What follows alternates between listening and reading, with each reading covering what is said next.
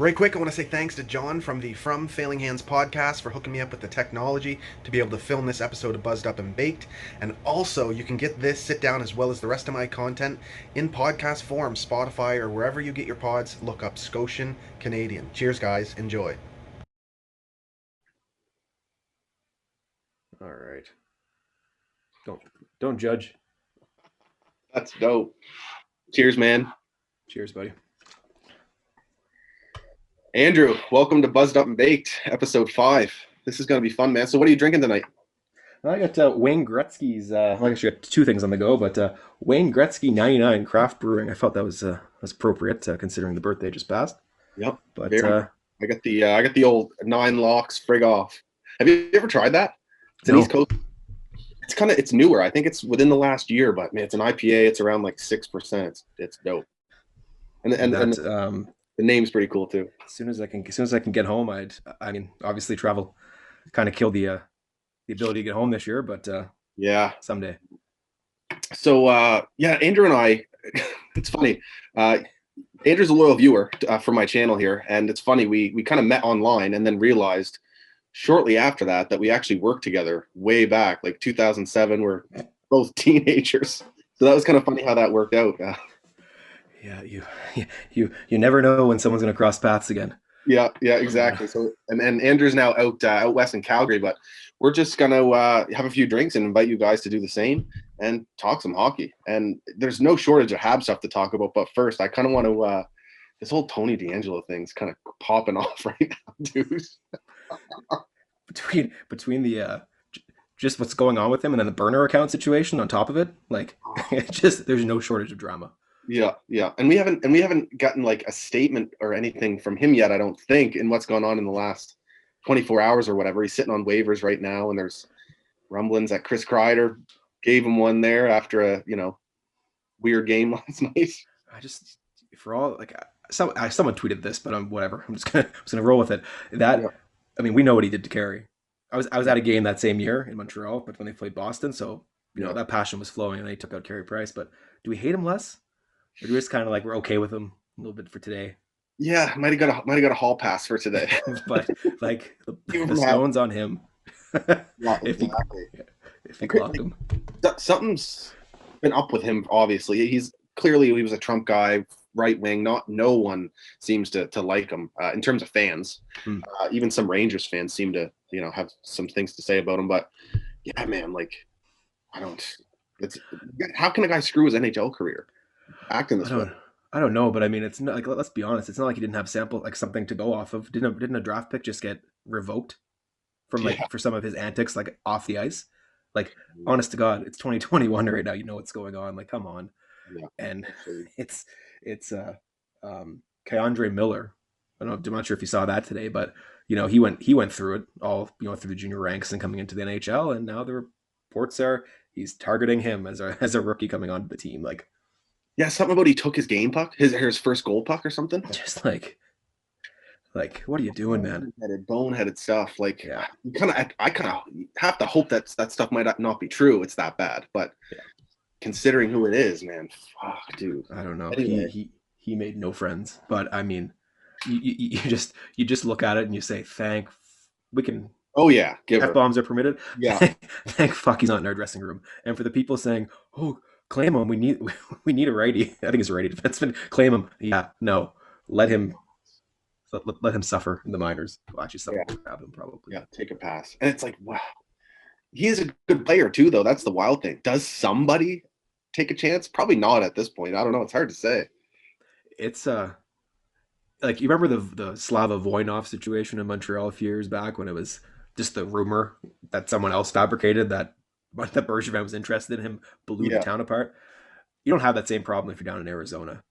I'm not going to say, like, just I saw someone mention Arizona, bigger markets in the South. You might get away with it, Florida, right? But again, like, I just don't know what the NHLPA, NHL are kind of talking behind the scenes, because there's obviously a lot to this. Like, you have a player that's. We could be just at the beginning of it. Like, this thing could really snowball over the next couple days, and maybe it's a situation where he clears, goes down to the AHL, or floats around somewhere for a bit, and then there's a trade like months down the line when it's not such a big, like, huge story. I'm trying to think of the last player like that. Actually, it must be New York because they attract this type. But like Sean Avery, he was the last one that was like different reasons, but like out of the sloppy seconds comments going after a Phaneuf and Alicia Cuthbert, and now you have the 2021 version just off the rocker. But I don't know what a 50 points last year, 40 points, and just Like that, yeah. piss it away. Like I don't know. Yeah, that's rough. At the beginning of the season too, man. But Habs, dude, what are you thinking about this start? They've played every team that I cannot stand, and whether call what you want, I remember cheering on Oilers in Calgary when we were younger, like watching the playoff runs in 05, 03 on like Pacific time because we were, it was late night, having a few drinks with the boys, watching hockey. But you move out here and you learn to hate the rivals of the cities you live in. But watching Montreal to start the season, yeah, little circus show in overtime, 3-on-3 hockey, and then coming out here and just putting it to Edmonton and Canucks over and over and over again. I was loving it, and I mean, it goes to show you what like I know we're all diehards. Like we have our not the clique, but you have the fan base on Twitter.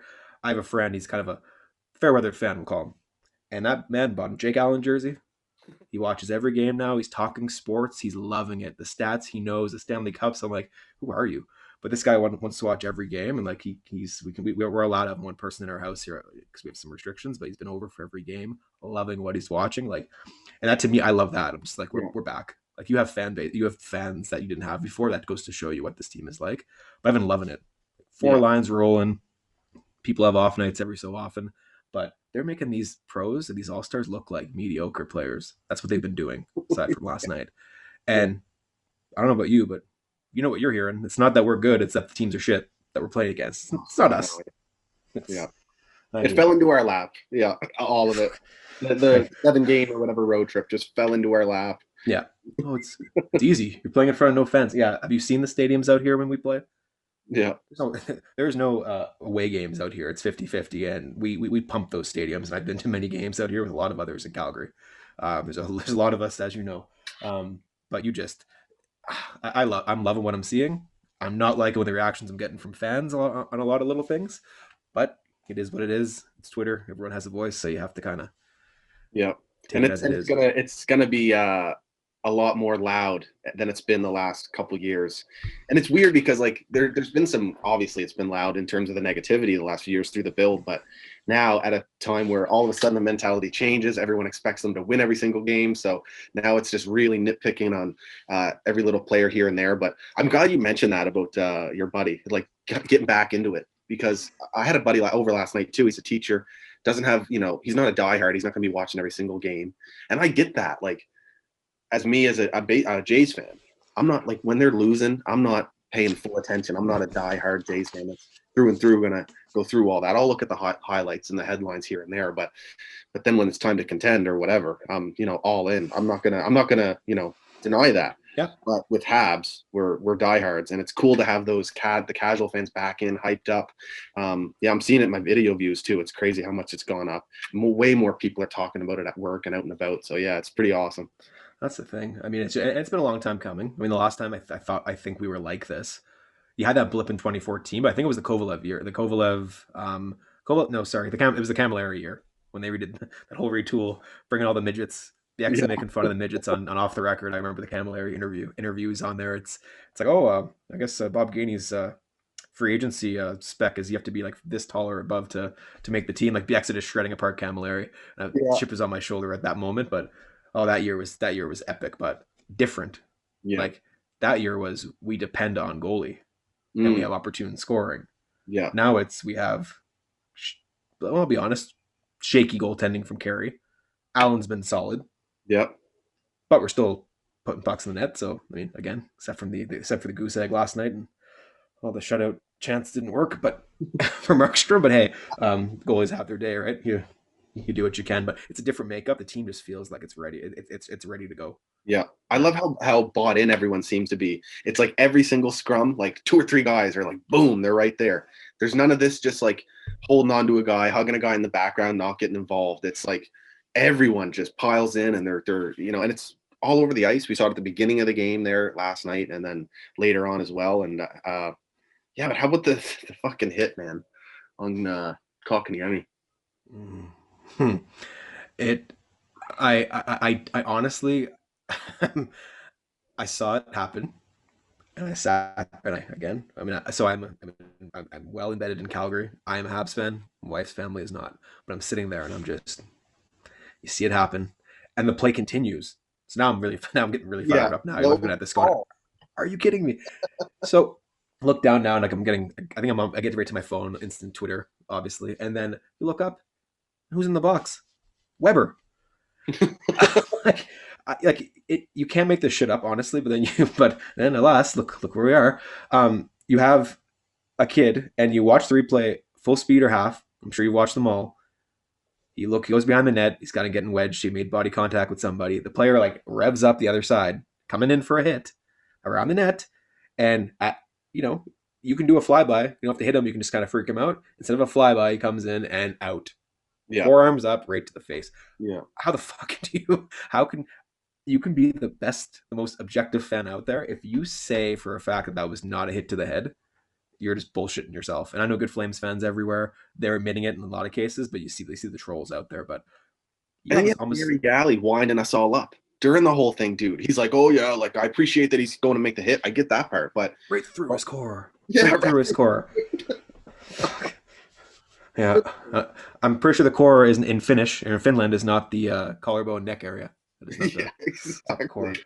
He's a Yeah, and then to follow it up, no suspension on top of it. So Dubé literally gets to elbow a guy in the face, and just scotch free, no penalty, no suspension, no fine, and like same as the Armia thing, like, and that one was very close for body and head, but regardless, for me, that one was a blindside and unnecessary at that point of the game. Uh, yeah. but this one, it's like it's clear he clearly fucking elbowed him right in the face. Like I don't get. Yeah, like so Saturday night having some drinks. In my head, I'm like, maybe you didn't see what you thought you saw. We all get there. Wait till the next day, look at it again, and see what happened. So this morning I wake up, let's see what happened here. You watch it, it's clear, it's clear as day. Around, elbows out, launch into your head. Yeah, Didn't have to do it. I mean, going back a bit further though, Kachuk tried that on I was Evans, is who I couldn't remember who it was, but it was Jake Evans. He tried that, but it didn't make contact. Same type of shit. Blindside crap. It was a close call. Nothing happened. Bob's your uncle, move on. But that player's safety shit. I went on a. I know you had a rant on video. I had a rant on keyboard, and which is all I've been doing up until now. And I'm not sure if you had a scheduling conflict, but here I am on your show. Yeah, but you're starting CH24 thoughts, right? Yeah, it's just what, it's nice to get some stuff off your chest. Yeah, Sometimes you're sitting there, you're like, is this a rant? Nah, whatever, and you just go. I mean, God bless Elliot Freeman for the concept, but I mean, there's a lot of chatter going on in Habs land, so I figured let's just go with it. yeah. You know what? The concept of this, where you just kind of roll with it and keep going. That's my concept there. I just type it out. There's minimum review. I'm not in there to make it perfect. It's just like get your thoughts out and go. But something different makes me feel complete, I guess. Nice to. Yeah, I like it, man. And like it's very natural, and I like how the way you explain it too, because there's jokes in there, there's good references in there, and then there's good analyzation in there as well. So it's a good mix of everything. That's at YY Canadians, right? It was. I'm pretty sure I play musical chairs with Twitter handles. I'm back to A Marchand, EH Marchand, but I do have the YYC Canadians Twitter handle up there now. That's more branded now for like Calgary Habs fans, because we're going to watch a lot of games here on the road. Yeah, that's right. And a lot of strangers out here. We all interact. I mean, now they're going to see me, which is kind of weird because they probably had much, hopefully, deeper voice and a larger figure, more impressive figure here. But sorry, here I am.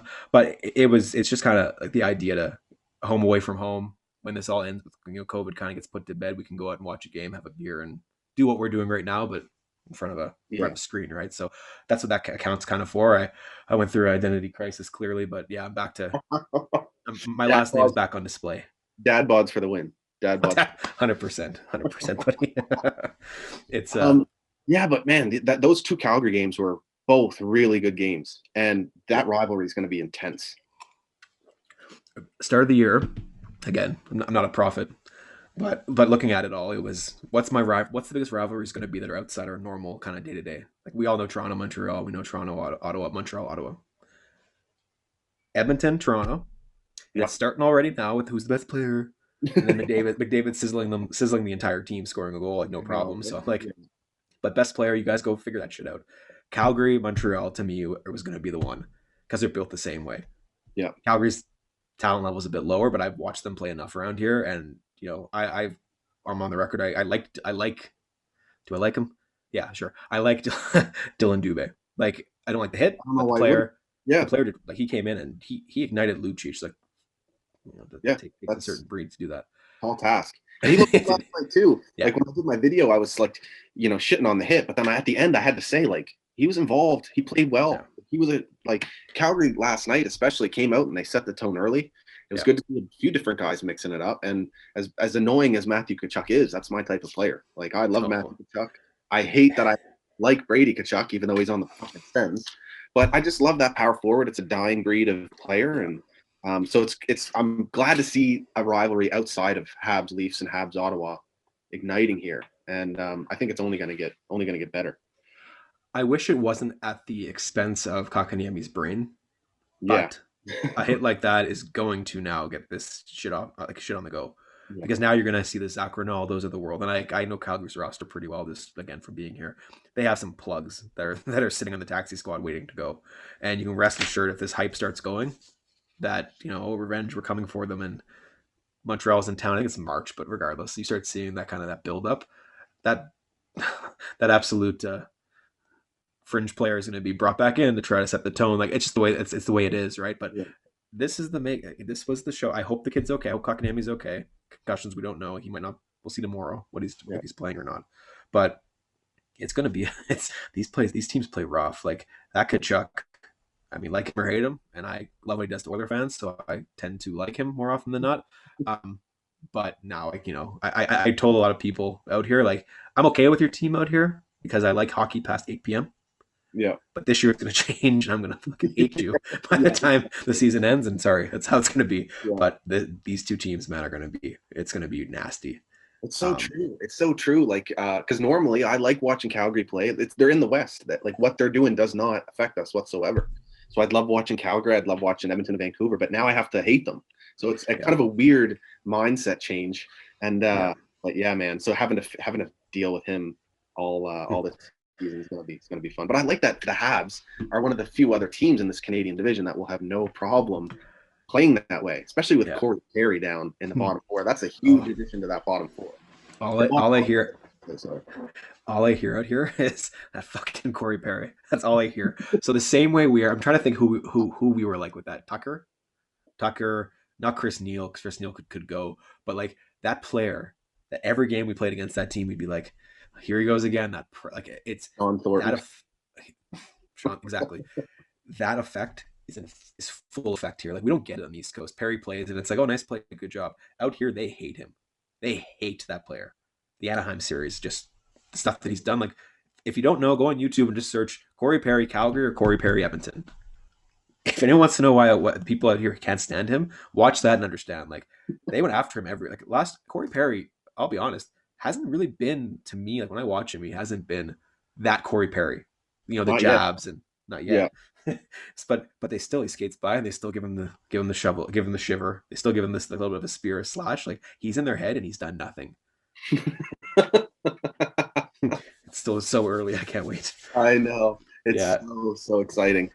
How about the offense the teams come producing? It's I mean, any game, any line. Let's just be honest to God, the motto. Because it doesn't matter. Yeah. Like, and my hockey pool gets shit on because of it, but hey, whatever. Because some games you get, and we'll park the DANAULT discussion here for a bit because fan base is driving me nuts already. But if you watch right now, Nick Suzuki, did he tie or did he break a record for 7-point streak? And he's up there like with a bunch of well-respected names. Gila being one of them, yeah. Like it's been a while since we've had a player like that, but he's flying. Joe Drouin, just gonna put that bad boy on there. All you fucking haters, I'm sick of it. Yeah. Enough. enough. We know what you're getting. He's not going to go out there, Nathan McKinnon, the rink, light it up, go end to end, but he is playing solid. Yeah. And I'm sick of it. But like quietly, he's just hacking up points. Like he's over a point per game. Yeah, over a point per game. And he's getting involved physically too. Yeah. I still stand by that kind of hot take power forward thing I said in the summer. He's not a fucking like actual power forward, but when he's involved, he plays well. And it's like it's not just dangles with him. He's very agile, but he's got to use the power to get by people too, right? So I remember you got slaughtered for that, if I remember. It was true. Yeah. But people were like automatically in their head, power forwards is Josh Anderson. That's Lucic. It's like, no, that's not what you mean. He just plays with a powerful stride, and that's how he gets around. Like he just people hear power and they just kind of go a certain way. But you're spot on. Not only that, but the Stefan Fournier. Yeah. Go ahead. No, I'm just gonna say the Stefan Fournier minus the haircut. Like, oh yeah, that's all he needed on his line. And look, it's just let it roll. Sorry, I cut you off. What were you saying? I was gonna say, Drouin, he fucking smashed someone. I think it was in the Calgary game. Was it Hamonic? Was it, or was it the game before that? Anyway, he like behind the net, and I think he injured the guy and put him out. Oh, in Vancouver. Sorry, we said Hamonic in my head. I'm thinking Flames because that's where he was last year. That's why I'm mixed up too. Yeah, so last game, but he's just playing engaged. And I mean, the thing is, what everyone has to understand is he went from being like, put yourself in the position of a hometown kid. You get brought in for a high profile prospect. We put you at center now. Oh, no pressure, kid. We haven't had a center in 25 years, but you're up. I put you with some decent wingers. Learn the defensive game, put on some weight. So that's what he did. He put on weight to play that power game at center. Didn't work. Yeah. Pressure, whatever. Line mates, we know the lineup back then. It wasn't great. So he moves around like wing to center, figures it out, plays with a rookie now in Kotkaniemi. Again, it wasn't quite there, but he had some glimpses with, I think, Armia and KK. Bigger power forward, KK. KK struggled. He's going up and down. Now he's put on a line with the playoffs last year, you get to see Suzuki. He gets that creativity, that smart two-way center, that Bergeron light. Yeah. You start to see something quietly. No one appreciated it really, but you started to see something. But now he has to figure out, I'm a top winger, but I have a badass power forward on one side, a smart future Selke winning center next to me, and I'm a skilled winger. Like he has to figure it out for himself. Like how is he going to be the one to kind of drive offense on that line and contribute and not be like, he doesn't need to be the star of the show and kind of dangle everybody. He has to figure it out. That's what he's doing. It's not an overnight thing that everyone just seems to think he's going to be this McDavid. Like, no. Not every player is lighting up the league at 20, 21, 22. There's so many examples of guys who finally put it all together in their late 20s, whether it's they get the line mates or they get the experience or they deal with the pressure or the injuries that they have to go through. It's not uncommon for guys to follow the path of a guy like Jonathan Drouin. Yeah.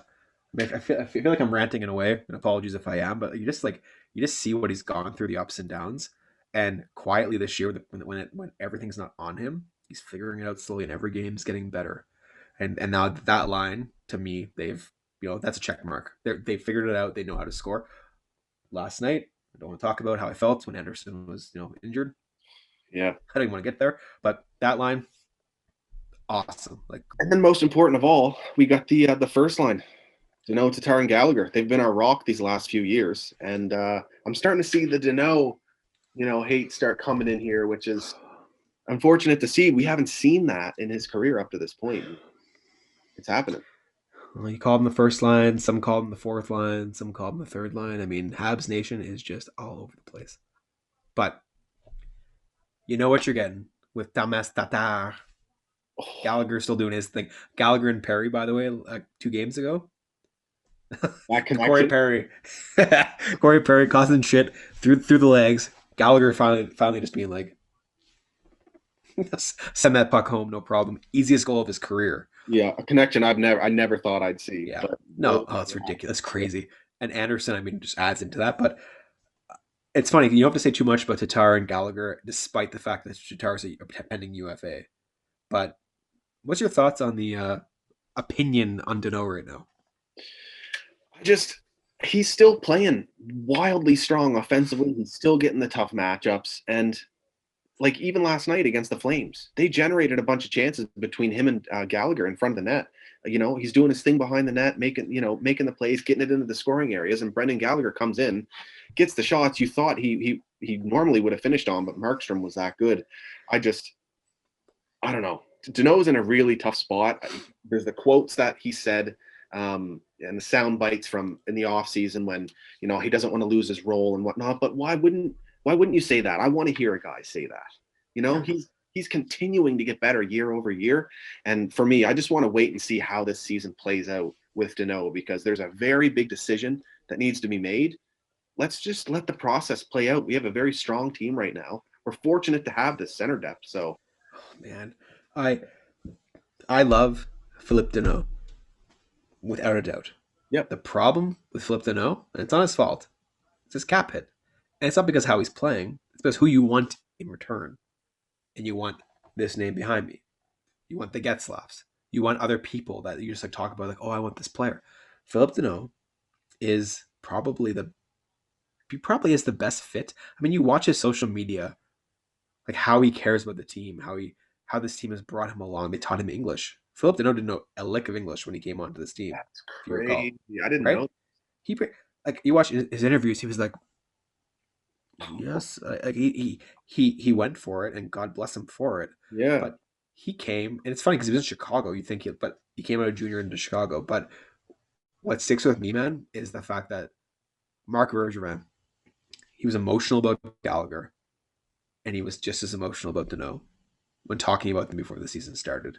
He does not want to lose that player, and if he does, it's for the right piece if he has to. Yeah. Which I can appreciate because we've been talking about a few of them. So it's great. But Phil, like, bet on yourself, man. You were sixth in Selke voting. Like, you are the real deal. And you were acquired for the Dutch Gretzky. And I'm pretty sure it was did we have like a tryout? Fleischmann? Yeah. Yeah. He wasn't here full time. I mean, we brought him in as a feeler, and he made it. And Danault came in, and in like 4 years has become a legit center. Bet on yourself. He has put the work in, and he has put himself in a position to be in Selke talks now. And you got Nathan McKinnon out here saying, boom, that Danault is one of the best two-way centers in the league right now. Hardest to play. Wasn't that a player like that? Wasn't that a sick soundbite? Oh God, it was so sick. No hesitation. Like you and I, and the boys at High Button, and all the friends back home, we love him, and we love him. Oh yeah. And all of a sudden, you're hearing him on a fucking interview that the boys had, the boys didn't have that interview, but the boys have had him on before. But they talk about him, and he's Philippe Danault. That's the name he brings up as like a fucking solid two-way player. That's insane. He's our center on our third line. I never ever got that with and Jake Evans is getting the same treatment now. Oh, it's a career third line. He'll have a great career as a third line center. Give me a break. Look at what Danault has done. He's continuously gotten better year over year, and he hasn't stopped. And I have no problem committing long term to Philippe Danault. Me neither. Definitely the cap hit has to matter, and he has to make a decision of whether or not he wants to stick with a team that could have a shot with him included to go for some cups. You got to buy into the internal cap structure, and I have no problem committing to him long term. And you know what? Neither. Like you said, you get what you're expecting to out of that line every night between him and like they're not scoring today. Who cares? We have other lines that we've already gone through that score. They're playing. They're doing their job against the best of the best. We've said it already. Matthews, Pedersen, Draisaitl, Monahan, Goodrow. They've played them all multiple times. And how many points do they all have? Not a whole lot. Not a whole lot. And we don't need that answer tonight. But someone else go back and tell me how many points they have. Because you know what? They don't have anything. I'm watching a game right now on the screen. It's 8-3 the start of the third, Ottawa-Edmonton. These guys are lighting up teams when they're not going up against Danault and Suzuki. Yeah. So, like, you tell me what the difference is. Is it McDavid and Draisaitl are getting stronger? Or is it the fact that Montreal does what they have to do to win the game? And that's what I care about. you enjoy DANAULT in your Habs jersey, like I am, in this bleu blanc rouge, beautiful jersey, or you enjoy him in that jersey behind you, except it's not that one. Sorry, the Colorado jersey where he plays right now, because that's who wants him on his team. Exactly. Ethan McKinnon wants to know on his team, so you enjoy the fact that he's on your Habs because he'll go there. They have cap space, so yeah, it's crazy. You can't get anything more out of that line than what we do every single night. Then you get to the keeping in the forward ranks, you get to KK's line. Yeah. And I mean, I like the Perry. I know it's hard to say when you get like a 4.9 out of Armia before he went on the shelf, Yeah. but like I love the idea of a, we're just gonna call it KK just for this little next few minutes. Getzlaf 2.0. Yeah. So little Getzlaf. You and I have been making this comparison for years, man. And like, I remember, and it was just, I'm a Ducks fan as well. Like, I loved watching the Ducks when they're in their peak and a big rivalry with LA. And of course, the cup way back that Getzlaf and Perry won. But been a huge Ducks fan. And I was just, when we drafted Kotkaniemi, I was kind of like, I was bittersweet about it because I trust Bergevin and Timmins in the work that they do. But I was pretty high on Quinn Hughes and wanting that left defenseman. So I'm going and looking at Kotkaniemi highlights, and all I have to go off is like 2 or 3, like 3 or 4 minute videos. And I'm looking at him play, and it's like, holy shit.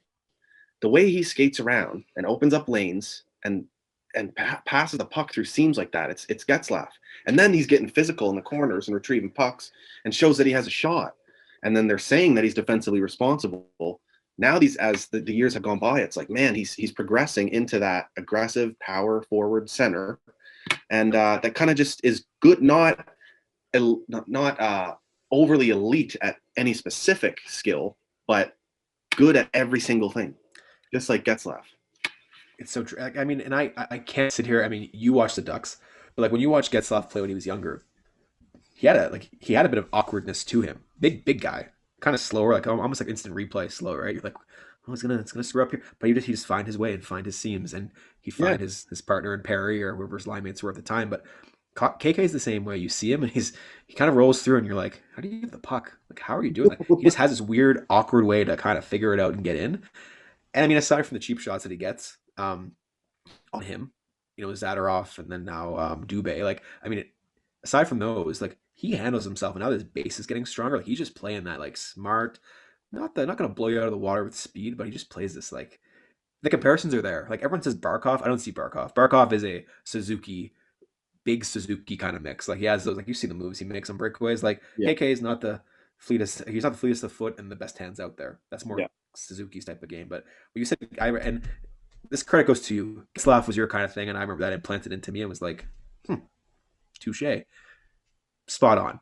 And I mean, you're getting a mini Getzlaf on your third line right now. I'll take it. No problem. Oh, big time. And then a couple weeks ago, we're chatting and just texting or whatever. And you mentioned the possibility of, or you mentioned that Getzlaf only has 1 year left on this deal. And I couldn't believe that I wasn't aware of this here. Oh, we're about to start something. We won't even get to this one. This conversation behind me yet. But so just picture it. Okay, so yes, you have Jake Evans on the fourth line. Fantastic player. Again, we're only on 2 lines out of 4 that we're talking about so far, but you get KK right now. What better role model? We had Nate Thompson last year. Love Uncle Nate. Of course, but Getzlaf's UFA end of the year. He probably wants some hardware. And where's his best buddy right now?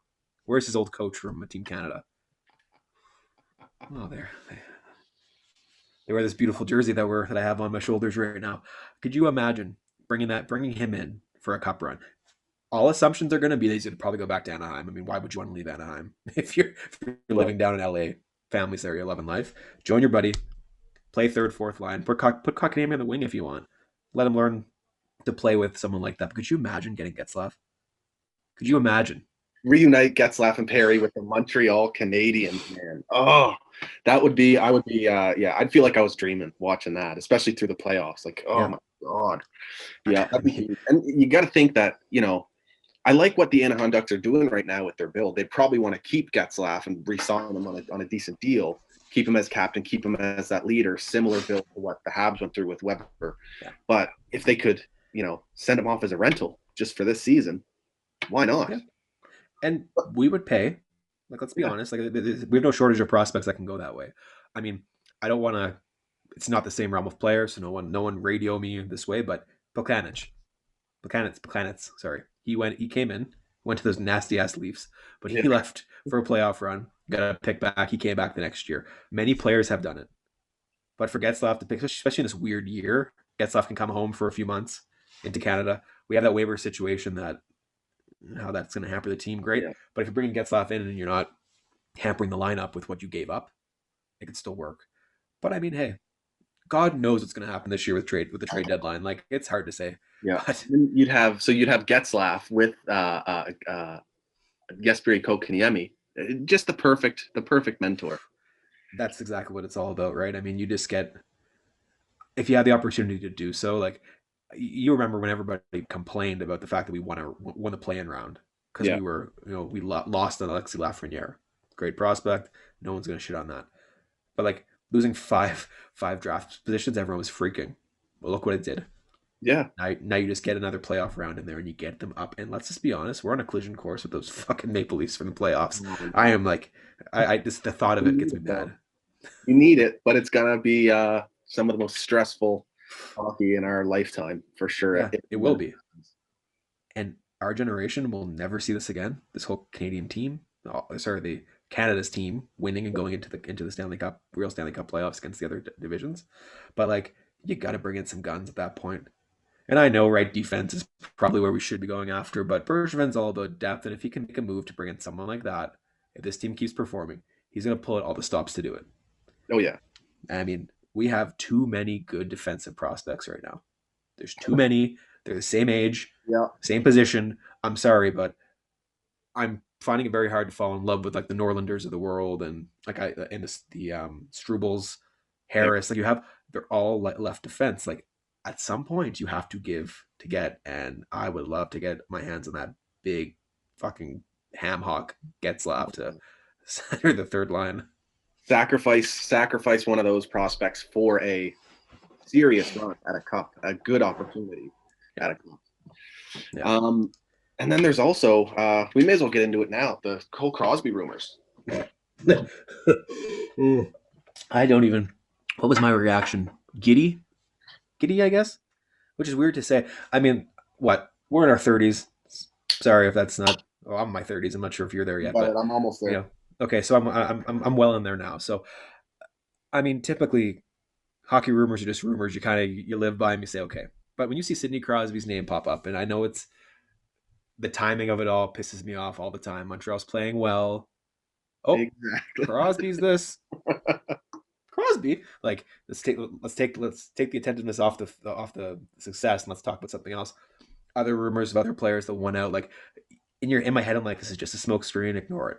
But I'm sorry, when you see, and if it's a quote or not, but when you see Sidney Crosby only wants to play for Montreal if he's not playing for Pittsburgh, and Pittsburgh's GM just quit, and they're clearly going towards a rebuild, and all these things are starting to line up. I'm sorry, being from Halifax, and golden goal back here. That's my moment of my life of watching that happen. I'm sorry, but I will. I don't know how you pass up an opportunity to bring in Sidney Crosby. No, man, the only guy who I'd not want touched, or maybe the only two, would be Suzuki and Romanov. But that's who they'd be asking for. But I think outside of that, the Habs would still have enough assets to make it happen. But Kotkaniemi be gone because they're not giving up Crosby and getting a potential elite center back. I agree, and there's no way. Like, let's be real, Crosby's not going to go in the media and want to trade. No, it's going to be a gentleman's agreement saying, if your path is going this way, I want another cup. So it's going to be. So he won't make it public. So it's not going to be everyone's like, oh, if Crosby wants to go, he'll want to go. It'll happen. No, Pittsburgh, he will not soil the team that he basically brought up from bankruptcy. Yeah. Right. He will not do that to them. He's a loyal player. But KK, I mean, Danault is gone. If this happens before the end of the year, Danault is gone and he's going that way. Yeah. That's their placement second line center.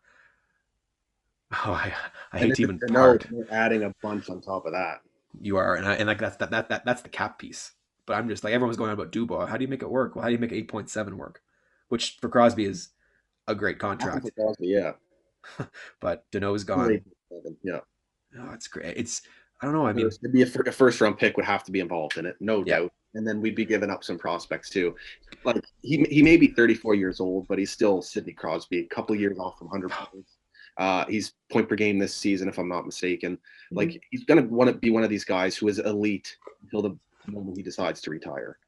And man, come to his childhood favorite team, along with Olympic gold medalist Shea Weber, Carey Price, Corey Perry, like to go up runs. You have the part two. His dad was drafted by the Habs, right? 84. 84. Yeah, it was 84. It was 4 years before me. It was 84 drafted. I don't think he played, but still, like there's that Habs. It's in their family. Yeah. There, and if he wants to come, great, but yeah, you're gonna pay and like save the shit of like, oh, we're gonna give them a Mete and a third and Gouli. Like, no, you're not getting away with that. No. I think Struble, and that kid's gonna be solid. That Struble kid is just is an absolute unit. Yeah, I'm not sure we watch enough there, but he's a unit. He'll be gone. That's something you want to bring in. Romanov is very likely going to be on the table there, but it depends where they are in the rebuild. But you're looking at multiple picks too, first rounders. I think KK is the center of that. I think they're after Suzuki as well, but I think you have to move to no for the cap. But I mean, honest to God, if Crosby's willing to come, you're listening, and you know what the narrative's going to be. You know exactly where this is going to go.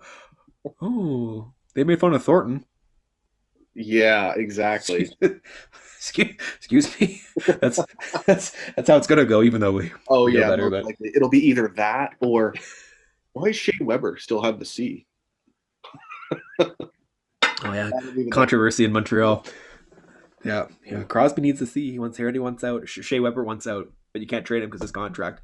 Oh yeah, we'll hear it all from that showbiz piece of shit there in the. Yeah, what a joke that guy is, man. Oh, yeah. And at the beginning of the season, he tried to like kind of jump on the bandwagon a little bit. And then he's still finding any single thing he can just to speak down upon the Habs. Or the most recent was like, oh, Bergevin fluked into Nick Suzuki or didn't know what he was getting. Like, you think these guys are just twiddling their thumbs in their office all day, not watching fucking tape and not out in rinks scouting players? Like, I think the best thing to ever watch is when someone for the profession chimes in. Because we can say what we want, right? I've blocked the guy 1,000 times. Unblock him because I'm like, this is kind of funny. I want to read this stupid shit or like post a picture of it. But like, it's always funny when someone comes in there and they're just like, what the fuck? I think Bergevin was in an interview and they're again recently, and they brought up I think Brendan Kelly or something. Oh, I said his name. I gave him the airtime. My apologies. Cut that part out. But Bergevin was asked again about his name, and he's like, I don't know who that is. Like, I just love when someone comes in there and just, who are you? Like, you are no different than a troll account from any other league, except you're trolling your own team. Like, I expected from the other fan bases to come after us, but he is just a miserable prick. Like, Bergevin's fired if they don't make the playoffs. What? Like, what are you talking about? When you have a certain morning show person call your bluff and kind of call you out, it's showing how shit you are. Yeah. Like, give us the Gazette stuff. I'm sure I can write better pieces. I can't put sentences together worth shit, but I'm sure I can do better. Like, give me that for a month. We'll see what happens. Yeah. I can't get over it. There's been a few the last few years, actually. Like, there's that guy that was with Sportsnet that recently lost his employment. I'm not gonna, is what it is. I'm not gonna wish that on anyone. However, his take, I don't know. His takes were awful, dude. And I'm sure you know who I'm talking about. The Subban Weber stuff. Oh yeah, he's the pride of a certain city in Alberta. Lovely. Yeah. Oh, so I'm just for the viewers out here. This chocolate goodness here. Don't mind the pour. It's not a plug, but if you're in Alberta, do you have any No, do it up. Okay. So Blind Man Brewing in Alberta, fantastic. Order from there, $50 or more, free shipping. Calgary, Edmonton. Amazing. This is 12%. So getting smashed. But I guess it was put in some whiskey kegs and stewed there for a while. So we'll see how it tastes. But I figured this is Power Hour now with the Split Crow. That looks good, man. Us East Coasters and our dark beers, dude. Like Steve, actually, I don't know who was it. Someone I know recently. My buddy Davey, actually. Yeah, he was shitting on me. He's like, "How the fuck do you drink that dark shit?" It's like, dude, it's beer. This is beer. It's Coors Light isn't fucking beer. Oh Jesus. Give me a break. It's Give me a break. it's so true. I mean, I get like my a good buddy of mine is his mom was Irish and dad's Scottish, so we always call him the half breed, right? He's just like, Yeah. but he comes over with like a wealth of liquor tolerance and great booze in his parents' cabinet.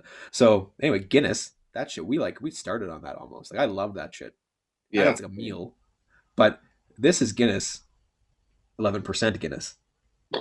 I mean, it's honestly this is delicious. You can taste a little bit of a little whiskey almost into it. Anyway, they came up with a chocolate one a coffee one recently. So they put some coffee inside the stout beer. Oh my god! Get you Like, wired and oh, loaded. it does. And me, of course, it's 11 o'clock. I'm like, oh, this is good night cap. All of a sudden, you coming to bed? Yeah, sure. Delicious though, but it's I don't know. I love a good beer, but yeah, it's the Crosby stuff. I mean, What the about narratives that go with it. yeah? What about back to the Habs here, dude? Like Nick Suzuki, Josh Anderson, that connection there. Drouin on the line. We talked about Drouin, but Yeah. adding Josh Anderson to that crew, along with the skill and smarts that Suzuki has, like Yeah. it's so refreshing to have a power forward or to watch a power forward go into a corner, hit a guy, retrieve a puck, and we maintain possession in the ozone. Yeah. Easily. Oh, it's We're what so- happened last year. Yeah. Every time, man. Every time it was, the dump-ins would happen. Who went to the corner? 5'7" Brendan Gallagher ready to get the puck back against 6'4" whomever. And to your point, we're not seeing that now. You literally have the horse to get in there and get the puck back. It's crazy. I honestly am baffled because you, like me, have never seen this growing up. Eric Cole's strong. Patrick Reddy was a big boy. They don't play that way. Kostitsin, same thing. Don't play that way. AK 46 throwback. Just dropping that exactly. to him. Yeah, so, and Anderson gets the 2 goals in the opening game too. I thought that was massive because we would have seen the narrative start over that Domi Anderson trade if he hadn't made an impact early on. So for him to come out with the speed and dangling Tavares and throwing the body and getting those 2 goals, we've heard nothing about that trade ever since. It's funny though because I mean, I'm sorry if I jump around, but like you bring up that trade, right? And it's now it's quiet. But the moment if he got hurt, man, last night, if he actually got hurt, what would they be saying? Yeah. In a week when Domi's playing with Line. Yeah. Right? It would be like, oh well, here we go. Bergevin did it again. Like it would just start, even though we know it's not true, but start. A couple game losing streak, game over. The same with Drouin and okay, I need to be careful on this, but like the Drouin Sergachev thing. I put that like old Andrew hot take, which is there's a few of those that don't usually pan out, but in this case I put that one out there that as this year progresses, it'll be considered more a win-win situation, which I think is fair. That's what a trade's supposed to be. It's not supposed to be I screwed you or fucked you over. It's we're gonna do this. Tampa got their cup, and we're gonna have our first line winger that's playing with the right type of combination. I think it's fair is fair, but you know how quick this changes. Drouin plays well, it's great. He doesn't, it's back to normal. And then if Anderson gets injured, he's injury prone. Domi's progressing with the right winger. We should have got Line, blah blah blah, and it starts like it's just we're always screwed, man. Yeah, I know, and it just doesn't stop.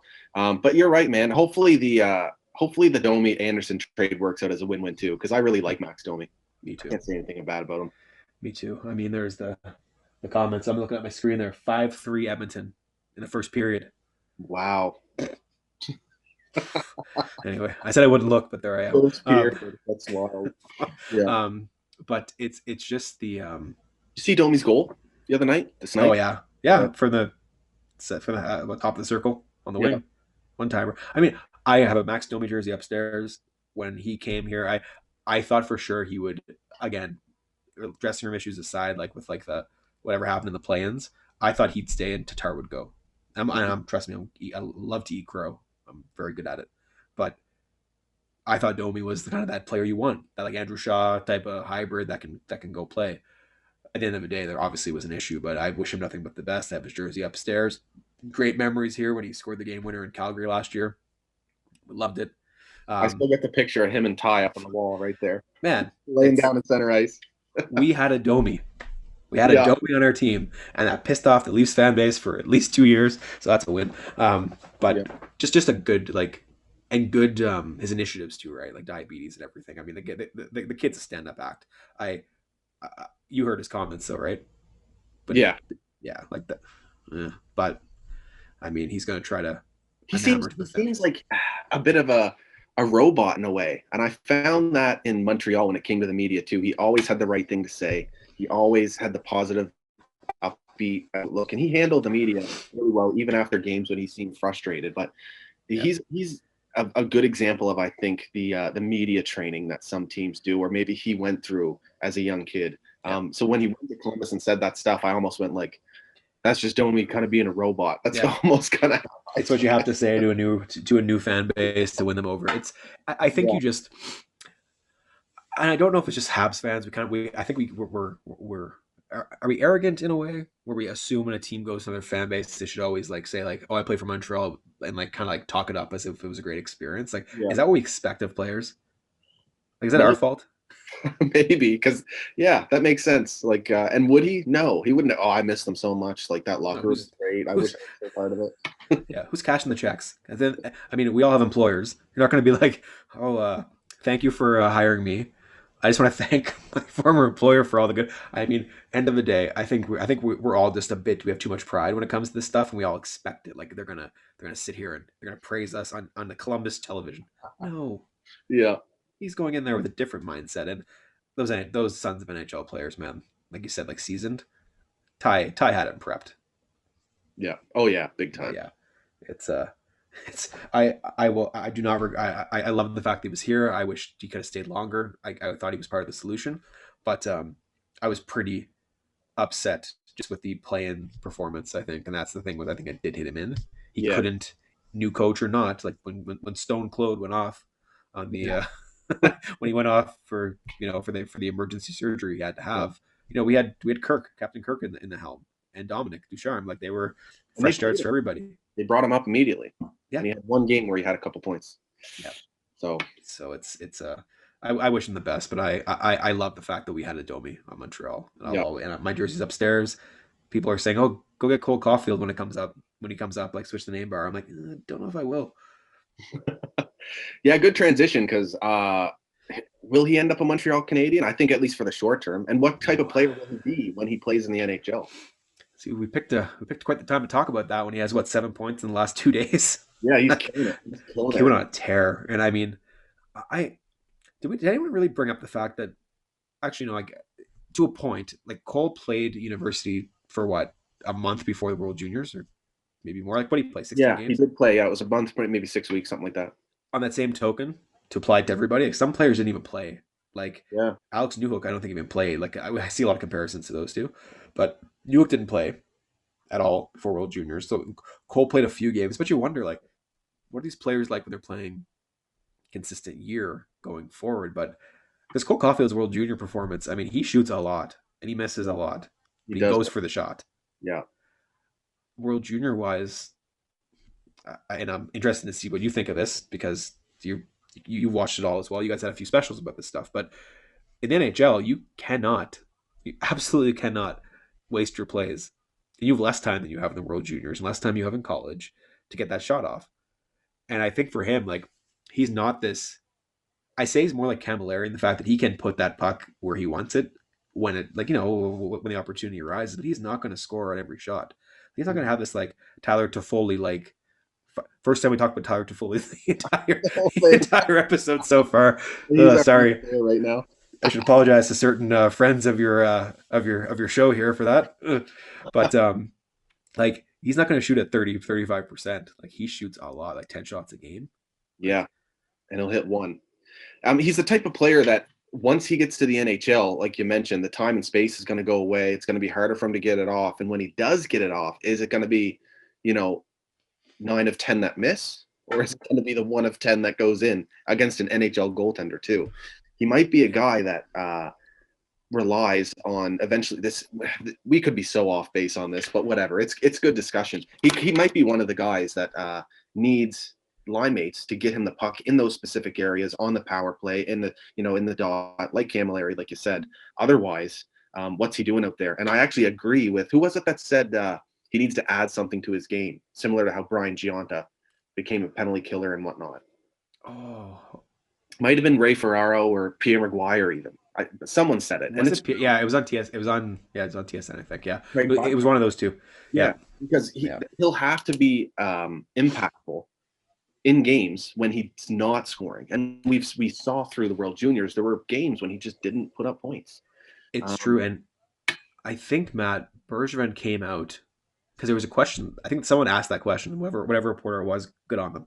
But they asked that question, and I think it was Bergevin came back and said Giunta already he had to learn that part of the game just to make the NHL because he was a undersized, I think he was unsigned, right? Unsigned rookie came in through New Jersey system, had to learn that to just even make it, and what he was more just two-way already, like Giunta by nature, like same with his brother. They play a good two-way game. Caulfield, I mean, if you watch him, let's be honest, if you watch him, if people shit on Drouin for playing two-way hockey, you're gonna do the same for Cole Caulfield. Yeah, he's out there trying to dangle through guys. He's out there trying to be the one to make the play, and he will make the play on. He was generating quite a few chances there in the World Juniors, all over the ice, but it just didn't always seem to amount to, the greatest player or whatnot. Yeah, I mean, I do. I think when you peel everything back, and I'm going to ignore the Crosby thing behind me, just in case he's there. But well, I guess if one's there, the other one might not be. But if you have the KKs and Suzuki, let's live in the now, right? You have the KKs, the Suzukis. We still have Phil Deneau. Our biggest problem in this team was always you have people that can pass the puck and their pass first mentality and never shoot. When he comes up here, he's the type on the positive side that his feet are always going. Yeah. And he's a trigger man, and he will find the right open spot. He's just not the one that's going to drive the play. And I get it. He's doing some great, the last 2 days, some great playmaking abilities. I don't know what the quality of their opposition was, but I mean, 7 points in 2 games is pretty impressive. Yeah, that's wild.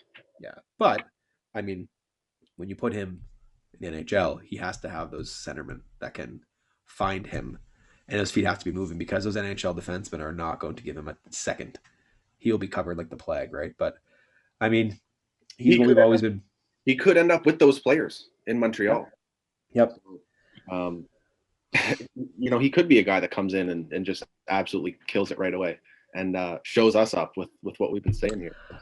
I mean, I'm not a Habs fan. Same with you. We're not prospect. We're not going to sit here and be against Cole Caulfield. However, I mean, people think he's coming in and just going to line it up like Matthews, off the hop, four game start and go. Just let's not forget how everyone reacted with Paling when he came in with a 4-goal game to start his career, right? Expectations have to be tapered. He needs to figure out the program, the real program, not college.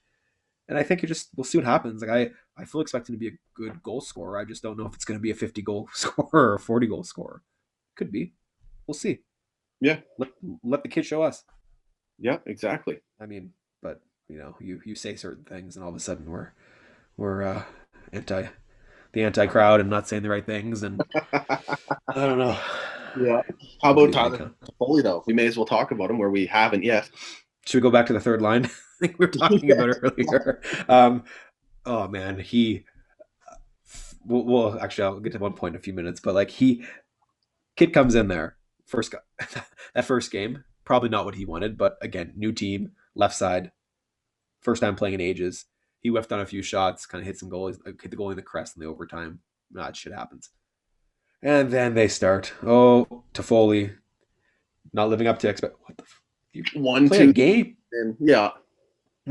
I love to see some of these people on skates in a beer league to see how they can even skate after about 6 months after not skating. Go show me if you can hit the net, and then we'll talk. How you're back dirty pond water after fucking 45 seconds out there. My heart rate's 195 when I skate a loop. On the ice, let's have some respect for these guys. That overtime and that game was disgusting. Anyway, it looked like everyone was drunk. To watch it on TV, yeah, quite frankly, watch it back. It really did. Yeah, it was bad. The wife was like, "Are they okay?" Yeah, sure. And he still managed to get that chance off. And then the 2 games after that, he's still playing great out there in all situations. Yeah. He was leading us in minutes on a few different games. Yeah. So Claude Julien saw what he was doing out there. Obviously loved it. Had him out there in every situation. And we got them piling on Kotkaniemi and Toffoli because they're not putting up points. And then you'll love to see it though. Right after that, he just goes on a heater. Can I give the shout out to a friend of yours? Do it up. Old Morad. I think it Yeah. was on. I think it was a screen like this. This is why I always feel like, why am I here right now? After you had, your the family on here, and then you had the Failing Hands boys on here. Again, I feel like I'm blessed to be Believe me, here, but like, I feel the same when I'm talking to those guys. So I know exactly what you mean. it's just this pyramid. Look, I'm looking up, but it's Morad came on and said that right beforehand, and I don't know. I feel like I tweeted something that was going to come, but back to Vancouver, like that's where he was going to break through. And Yeah. again, it wasn't his point. Did like Morad called it flat out? Like he's gonna. This is it. Watch, and fucker shows up there, hat trick, and then two. And here's the point I was going to get to right before we start this topic. I see this stupid fucking graphic on, I think it's Sportsnet or NHL Network, whatever it was. League leaders in goals. It was 5-5-5-5 at the time, or 6-6-6, Yeah. whatever it was. I think it was 5. No Toffoli. They choose not to put Toffoli there. Yeah, who did it in less games? And I was like, "Are you fucking kidding me right now?" Like, games. And didn't they have Marner on that list in two yes. of his? Like, give me a break. So I'm there, like, "Are you okay? Fine, whatever. Like, let's just pick the sexy names to put up there." But in my head, I'm like, "What?" He's like, "It's been like because we had a break for what 5 days or whatever it was for the off." I'm like, oh, so you just wipe that out? No, it just didn't happen. Are you fucking kidding me? But I was mad about that. But yeah, what an addition! I mean, you and I were also on the Josh Anderson. Like we were hot for trot on that one, going way back. And we were two of not that many who were fucking hyped when we got Josh Anderson, and I don't know if it was just out of fluke that. No, not even. Like we said it at the beginning of the podcast. I love the power forwards. I love the gritty players, and he was one of them for the last few years, and he was one of the best at it. So then for us to get him, it's like holy crap, and then lock him up long term. I get the stuff, people being nervous about it, but. Yeah, special player. I'm glad he's shown it off so far. Yeah, it's fair. I mean, as Habs fans, we've seen what injuries can do. Like we've seen Carey Price, we've seen the knees. Like we've watched it all go. We've seen it, right? So I understand people getting upset long term over somebody, but now all of a sudden it's the expectation. Now they've seen 5 games or 6 games, and this is Anderson. Oh my God, this is what we need. This is what we expect. Go watch the highlights from Columbus from a few years back. He single-handedly fucked Tampa, like on his own. I mean, and then if that's not enough for you, he gets skate as fast as fuck, and then he'll fight Chara. Yep, and Jamie. Let's see, go after Manson, I believe he did in Anaheim. Yep. Tom Wilson. Tom Wilson. I think Tom gave him the go, but he will go with the best. That's why the Lucic thing. I'm like twice, I think. Yeah. Yeah, that's why the Lucic thing. I'm like, oh fuck, don't do it, but he probably will. Yeah, Lucic he's a tough motherfucker. I don't hate him as much as I did in the past, but like Calgary fans don't like him because of the contract value. I mean, let's not forget we almost fucking got him 1 year. He was close to coming to Montreal, if we don't remember. The same summer we got Alzner. Shows that Bergevin was looking for that type of player for a long time. We dodged that one. We did. We swing and a miss is the best thing I've heard. Yeah. But I mean that Anderson I didn't want it to be Domi, I wanted it to be somebody else like Tatar, and love Tatar, but in my head I was like give to get. But we got him. Oh my God, I could not, and I'm so fucking pissed I didn't get that damn reverse retro jersey in Anderson 17. I did not get it because we bought the infant jersey for the baby to be. Oh right, yeah. We're prioritizing the next wave in life. But oh my God, when they got him, I think I said fuck, and that was like fucking rights immediately after. I'm so happy we got Josh Anderson, but Toffoli was another name when everything was kind of rounding out. It was like, oh, Taylor. Well, this is where the Crosby stuff we should watch out for, because if it was Drager or somebody else, it was like, oh, or it was LeBron. Oh, Montreal's in on Hull, and it started. Yeah, and it was like, it doesn't make sense. And I mean, I was on Cap Friendly. Were you like checking out like salary? Like, how the hell are you gonna make this work? Like, it's a lot of coin. But one name that was there was old Toffoli. And going back, like Vancouver doesn't have him yet. Something's out here, and I in the back of my head was I wasn't as into it as guys like Mike and others who were like, I want Tyler Toffoli right now. Like that was the Anderson. Was on that for a long time. I remember listening to podcasts way back, and he just loved Tyler Toffoli. Like he must have. It's funny that we got it in Josh Anderson, and he had that in Tyler Toffoli. What a fun offseason! It's like the brain trust is. We're all in there now. They're listening. But like, I mean, you gotta get these guys, man, who just like ones that are just like reliable fucking players that'll do the job. And the rest of it, they've won cups. Fucking Toffoli won a cup. How many cup winners do we have now? Allen, Edmondson, Toffoli. There's He just still came in. 5 now. Pair. Perry. Yeah, 4 or 5. Yeah, like Yeah, it's bring him on in, right? Like, I mean, my God. But Toffoli, fuck, going back to Vancouver. Hey, you didn't sign me. Here's a message for you. and on a bargain deal too, like an absolute Oh my, bargain, like midterm deal. Like that's a steal of a contract in his prime. yeah. His wife, is she from Montreal or has connections in Montreal? Because I think that played something into it. Like she, That would make sense. And I have no yeah. idea. There's something, and I sorry if I'm reaching the wrong way, but I seem to remember there was a she's from Montreal or she has roots there, and it was that played into a fact to it. I mean, people will see the Toffoli Montreal jersey when he was a kid and be like, "Oh, he was a Habs fan." That's Toronto. It's just a team in Toronto. Everybody. Yeah, It's not the yeah. Habs. But I mean, fuck, it is what a time to finally sit back and say, because we talked about it for what, 6 years. Oh, so and so is going to make people want to come to Montreal. No, now people want to come to Montreal. Big time. Like, enjoy it. Don't fuck it up, fans. Do Yeah. not fuck this up. And then Corey Perry wants to come to Montreal, and then what he says about them, that quote from Corey Perry of all people, that's a rallying cry, man. Like, holy shit. Like, I thought our locker room was strong enough as it was with Price and Weber and Petrie and Gallagher and like so much character in the room. But then you add a winner with the pedigree, not only the other Stanley Cup champions, but a winner with the pedigree of Corey Perry. And he says something like that. Yeah. Man. He's it's just it's such it's honestly shell shock for a lot of people. It's just something like, huh, what? He said what? Like, they want to be here now. So don't get too afraid with reaching high on like players that want to come here that we could go after. Like, it is now reality. You have a team that's built a certain way. If I'm a player that's successful and I want a cup, it's no different. And I know I shouldn't say this on a Habs podcast, but it's no different than a veteran that wants to go to Toronto and maybe have a chance to win a cup.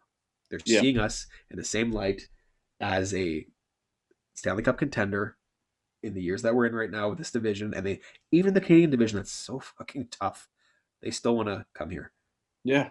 They knew this was coming. I mean, it's weird for me. Like, I don't know about you, but we've always been underdogs all of our life. Yeah. Like, and Every I love it. playoff run we've been on the last couple of years, it's like Yeah. we're never supposed to get that far. Like the 2012 Eastern Conference Final twice, like carries us to that. The 2009 with Halak stealing the show. It was like we ended up accomplishing a lot, but we're not supposed to, and we had just squeaked in and somehow managed to do it. But now with this team build, like you're mentioning, it's totally different. We should be a team, not even just this year, but moving forward, that is a top team in the league and then is expected to perform as a top team in the league in the playoffs. Yeah. I mean, we're going to have the times where your players are going to leave because of contract situations. And you're going to have those ups and downs of like, we're going to go in there and kind of give her. Maybe we hit our mark or we don't. And some players have to go because of the cap issue. But we have Bergevin does such a good job of like keeping us where we need to be and is stockpiling this cupboard. Yeah. And again, he's not going to get rid of everybody because that's not who he is. But Yeah. he can offload a player we're not going to be happy to give away for the first time ever, because in the past you can say trade Christo or trade I'm trying to not McCarron because that he was a goddamn beauty, but trade it would just be like trade these like B-level shit that nobody would want because you want another Kovalev deal or you want another Vanek deal. Those were lucky to get, but yes, you have to give here and there, and it'll suck, and players are going to go because that's the cap. But he set us up now that he can keep on keeping on with contending for a while. Yeah. He's in a position of leverage. He has leverage because of what he has control of in the franchise. Not only the vast amount of picks and the all the prospects, and the same as what you just said. We make the Sergachev Drouin trade a few years back, and we gave up a good player in that trade, and it was a situation where shit, like we actually could have used him, but we got Drouin. Now it will be, well, kind of could have used him, but we also still have Harris and Struble and Caulfield or whatever, right? There's still other pieces as well, not just that one guy. Yeah. Well, I mean, you know this fan base, man. Noah Juleson gets lost on waivers, and I really did want to see him make the team or at least clear and come back and make the team. Like Same. I mean, you played Chell. Oh yeah. You're a Chell guy. Oh I've yeah. always had Juleson on the right hand side, third line pairing. Always, because I figured. I mean, yes, he'll have a rough time passing Petrie, who really is number one pairing. Fucking Jeff Petrie's a goddamn beauty. Fuck you, Edmonton. Thank you Yes, so yeah. much. But like, I mean, look at the reaction losing him on waivers. The player hasn't played in 2 years. Potentially still a blue chip, and I hope he does. But I also part of me hopes he gets waived so we get him back because I like the guy. But look at the fanfare or the Oh fan anger. Sorry, that happened when he got lost. yeah. I mean, we this fan base doesn't know if they want to go all in or they want, want Yeah, to he's a rebuild. victim of the system and having a good team. Is like, what else do you do in that situation? I You don't know? know. And So, that's the Victor Mete. That's kind of yeah. that's where I am now. I mean, I don't know, man. You ask for a trade. What's Bergevin's track record with a player that asks for a trade? So yeah. Gone. She gone. I I mean, hope, yeah, I hope it's not true. And it's weird that the agent says he did request a trade and puts that out there, and then Bergevin says, "No, it's not true, and I'm just not trading him."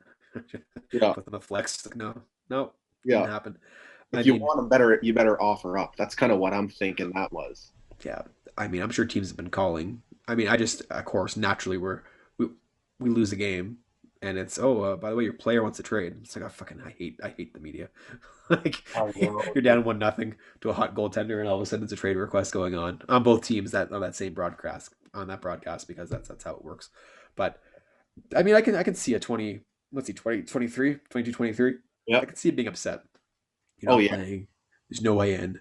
Advanced analytics, advanced stats, folks. I get it. Edmonton doesn't look good on paper. Mete looks better, but life is life, and he is a seventh defenseman. He's not going to get in the lineup anytime soon, barring injury. Yeah. So you feel Only for him. his injury. So I get why he'd be upset about that, but then at the same time, like Bergevin's hand's not forced either, right? He doesn't have to trade him, even if Victor Mete is unhappy. Because for me, I don't think you get back something more valuable than what Victor Mete could be for you. No. Once someone gets injured, because if somebody goes down or a couple people go down, Mete slides in there easily, and that's a good piece to have. Do you like Victor Mete as a player? I do. Yeah. He's improved his offensive game the last couple of years. He made the NHL probably sooner than he should have. There would have been growing pains, but I like his game. He's sound defensively. He's going to get pushed around because he's small, but he's a great skater and he can defend in other ways too. Oh man, it's like he's attractive. He's an attractive trade piece for other teams. Yeah. 100%. I mean, I just don't understand the hate for the kid. Some people just don't like him at all, and it's like a shit on him fully. Oh, he gets like you mentioned, he gets bumped off the puck. He cannot. He hasn't scored. He scored one or like 3 goals maybe. Like people shit on the kid so often. We rushed him to the NHL. Yeah. I believe they compared him to Sergachev and said he has better stats in the OHL. We're okay. Like that was kind of the decision making along that. Like, I mean, obviously the team was high on him. They rushed him. Yeah. But he made the most of it. He went back to junior, did his thing. Like no even strength goals in the World Juniors when he was on the ice. Yeah, like wild, man. That's a very impressive stat for him. Yeah. And yeah, I'd like to see how it plays out. Maybe it's not even true, but I think he I mean, it's unfortunate for him that a new guy comes in and takes a spot in Alexander Romanov. But that kid is a stud, man. He is a stud out there. He absolutely is. And I mean, maybe we'll start with him, maybe go up. We'll start from the bottom and go to the top maybe a bit, like if you can call it that.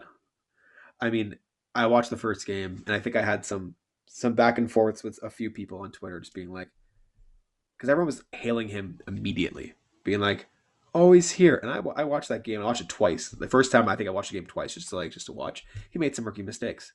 Yeah. No one said much about it, but like, I mean, let's still be honest. He came over from Russia, comes in there, plays Toronto Maple Leafs first game of the year. Fucking, he played well. He had a few like mishaps, came back, covered himself, but you could tell there was something special there. But oh my god, every game man that he progresses, you're just like, you can't help but get excited. I'm not the one that's going to be like, oh, put him on the first pairing after like 3 weeks, which is people were calling for because they wanted Sherratt down and Edmondson down and kind of like balance the lines. There was this big plan to do. Yeah. But We'll see Weber Romanov when it's the right time. We will see it, and it's going to be nasty. But in the meantime, he's got to earn his way up there. Yep. And he has made rookie mistakes despite having the sheltered matchups on the third pair. He hasn't been perfect, but what he has done out there at such a young age, like there's times when in the defensive zone, it's, you know, hockey played so fast, but a great defensive play is made in the slot. And then I'm looking at the number and I was like, fuck, that was Romanov. Like just last night, tips a pass out of the slot against Calgary. And then in the offensive zone too, same thing last night, the skating, the backward skating, the crossovers to get to the center of the ice.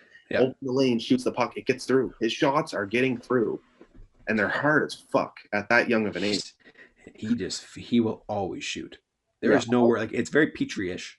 Like, he's just like, he will fire that puck on from angles and just see what happens. Like, there's no hesitation whatsoever. Like, I'm glad to see that, because the worry was maybe coming from the KHL, he may have adopted because he was very defensive. He didn't do anything offensive. No, he was very defensive, But he pulled the World Junior card. He's still going full bore. I mean, just what a player. And the stretch passes too, that he's making through the neutral zone. We haven't seen many in the last couple games, I don't think, but maybe teams have recognized that and they've started kind of showing that in their video sessions. Like, hey, we can't be allowing this third pair to have space because Romanov's going to fire it up for a breakaway. It's going to be very quick.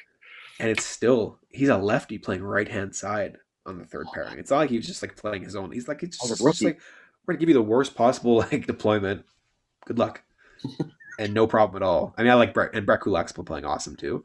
But like, it's just like, hey kid, give her. And they've played Pedersen, Besser, McDavid, Draisaitl, Matthews, Marner, Monahan, Goodrow. Like, he's been playing like in the top players and he has, because he's been out there for them. Because Claude is not doing matchups. He's just rolling lines. It's crazy. Right? What a relief. And it's a good season for him to have a bit of stress relief here. Some of the tools he's had to work with the last few years have not been up to snuff. Now he's got everything he could ask for. Like, all four lines are responsible enough to face anyone. All three deep pairs, the same thing. Like, he's got it all. Like, even Jake Evans down on the fourth line coming in here and just looking like a veteran out there on the penalty kill and aggressive. That's the thing. So you and I are probably, this is what happens when you give drinks to East Coasters and you let them talk. Because we're like, I think we said, let's talk about the forward group and the goals we're scoring. We go, let's go do the Cabot Trail real quick. Come on back. But I mean, you put it like that fourth line. Also, first of all, if you fucking said trade Byron right now, don't worry about the cap next year. If you said waive Byron or trade Lehkonen, shut up. Just shut up. Like, watch what that line's doing. That's a fourth line that is causing shit for everybody. And you rarely see Sportsnet come out there and like TSN and whoever's covering the games being like, Montreal, this rolls four lines and they all are attacking. If you make a mistake, you will get burnt. And just watch what's going on. And Jake Evans is leading that charge, man. Holy shit. Yeah, he is. He really is. And he's cut from the same cloth as his line mate there, Lehkonen. They're just aggressive on pucks. Like, the opposition has no time out there to make a play. The puck's on their stick, and all of a sudden, Lehkonen or Evans is up in their grill trying to take it away. And it's led consistently to chances on the penalty kill. To it's fun to see out there. That's a fourth line. That's a third on any other team. Oh my god, what was our fourth line a few years ago? Like, I mean, honest to God, like, you had Brad Staubitz. Like, we're gonna just enforcers to come in and like run the show. Like, I'm thinking of names that come to my head as immediately, and it's like St. Pierre. Like, we literally had players that were just brought up to fill a fourth line role because we needed them in there. Like, no offense to all these guys, they're all amazing hockey players. Like, but I mean, you go from that to just filling a position to having young, fast. I mean, that line. How old's Paul Byron? 32 or something like that around there. He's a bit older, but you have like Jake Evans, 25-ish. Yeah, around. And Lehkonen, 20, 24, 25. And it's like, your fourth line is young, fast, and skilled. They can all play. Yeah. And all that's how you win a cup. Be responsible too. It is how you win a cup. That's how you. Quick shout out to the old Tatamagouche Brewing. Yeah. I miss home. Yeah. I miss home. Tatamagouche. Everyone's like, Tatamaguchi, where's that? Like, don't worry about it. It's okay. Yeah. Don't worry about it. Tatamagouche, Muscadovich, Shubenacany. Yeah, Meat Cove. Yeah. Let's just bring it home. We did the Cabot Trail there a few years into our relationship. Again, like I said, my wife's from here, so took her on the Cabot Trail. I've never actually done the Cabot Trail before. I mean, I live there.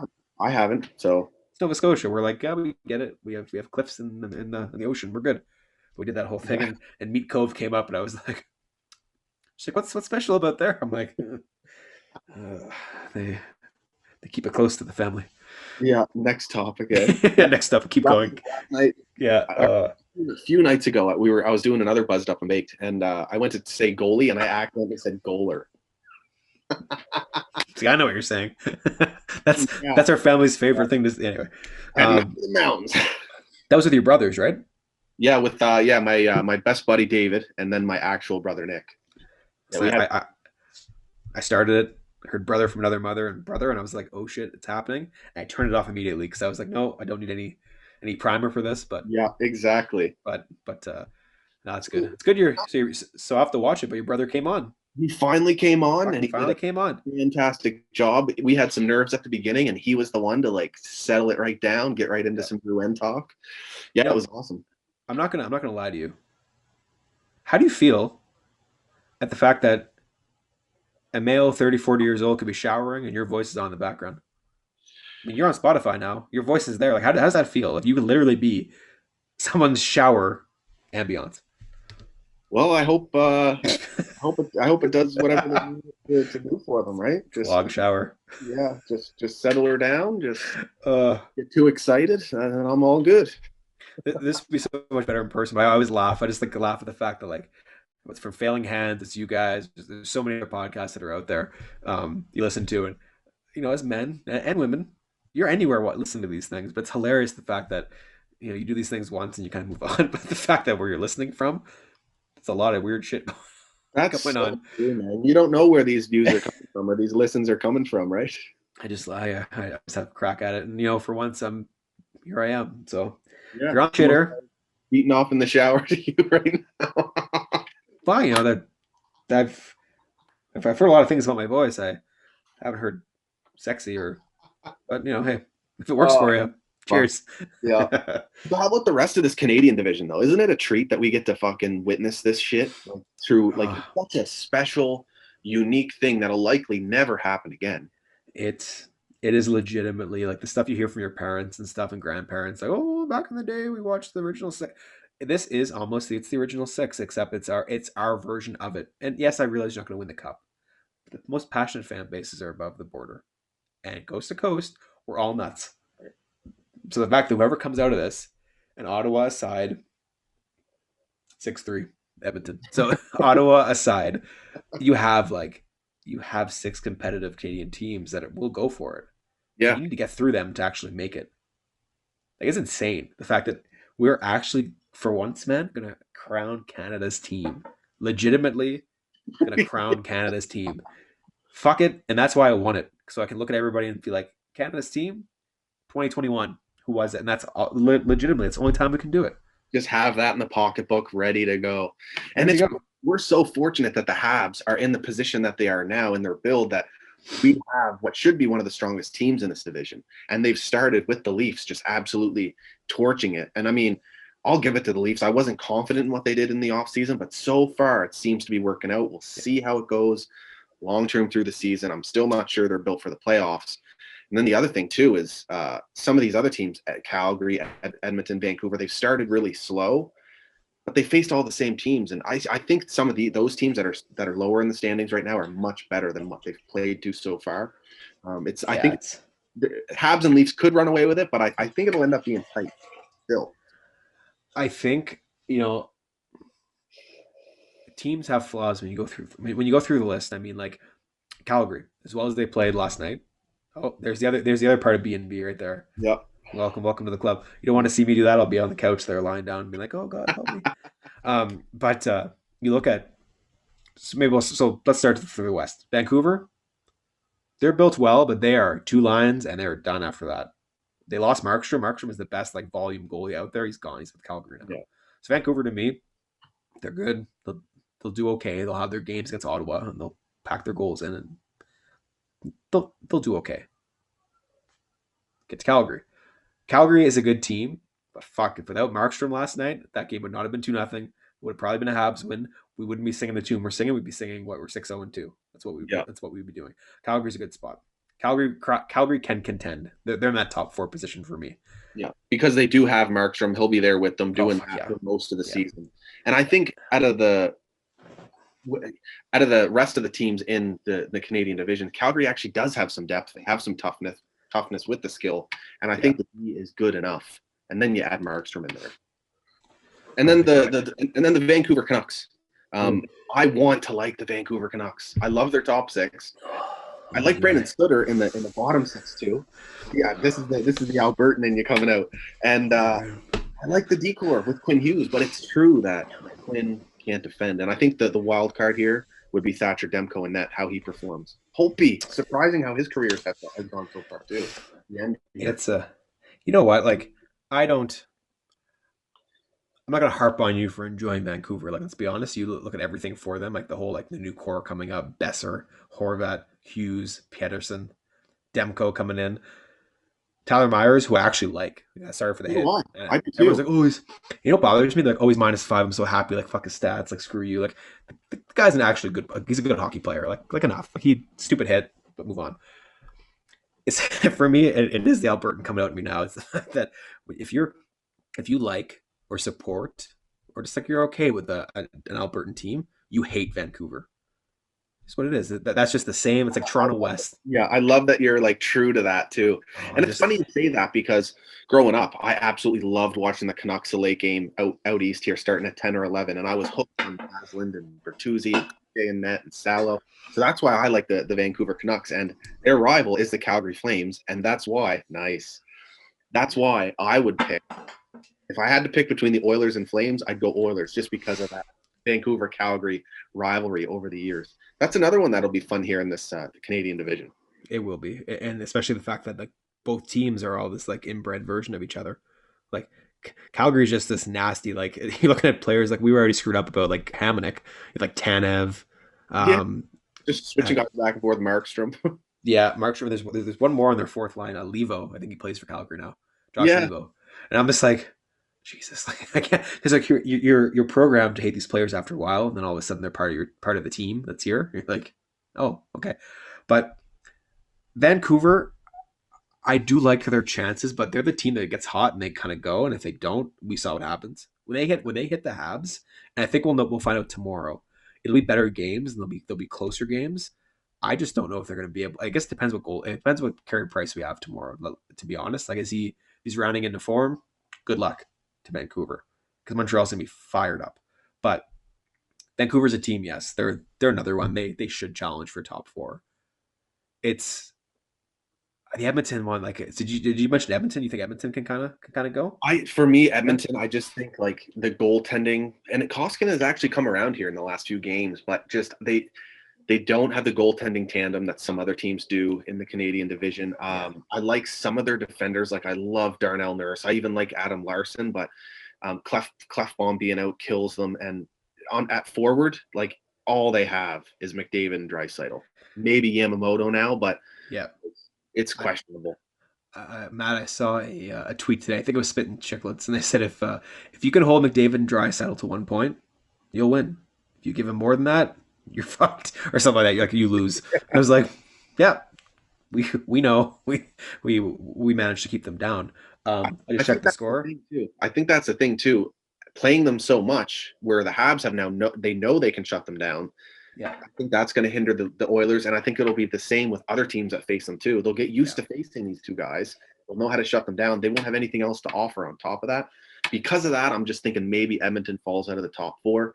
And I'm hoping Vancouver is one of the teams that pops in. Winnipeg, to me, is a fucking complete wild card, too, because they just keep getting it done, despite the holes in their roster. And the trades.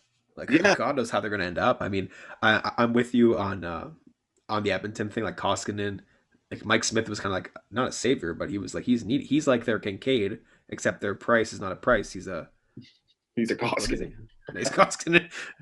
Sorry, Edmonton fans.